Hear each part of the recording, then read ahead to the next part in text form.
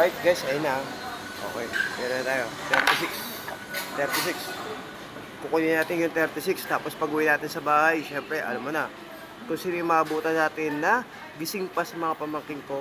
Hop. Kakain tayo. Kakain. Bye-bye. Yan. Alright guys, ito na. Ito na yung ating order. Ngayon, titignan natin kung sino ang makakasalubong natin sa bahay na gising. Okay. Kung sino yung makakasalubong natin sa bahay na gising, siguradong siya yung makakasama ko na kumain ng Jollibee. Kaya, mamaya, antayin nyo ha. Okay, kita nyo kung sino yung makakasama ko kumain ng Jollibee. Okay, bye-bye!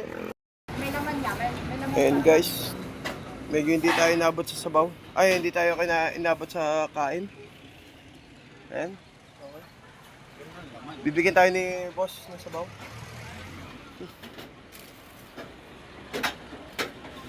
Sabaw na lang inabot natin.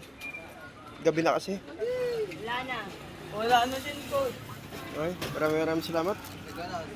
Yun, alright guys. Medyo hindi tayo inabot sa sabaw. Siyempre yan sa parcel. Ayun, yan, para siyan. Hindi tayo inabot. Kasi, anong oras na? Pero syempre, meron tayong ganito. Jollibee! Ngayon, kung sino yung aabutan ko sa bahay na pamangkin ko na gising, siya ang magiging kasama kong kumain. Okay? Siya ang magiging kasama kong kumain ng Jollibee.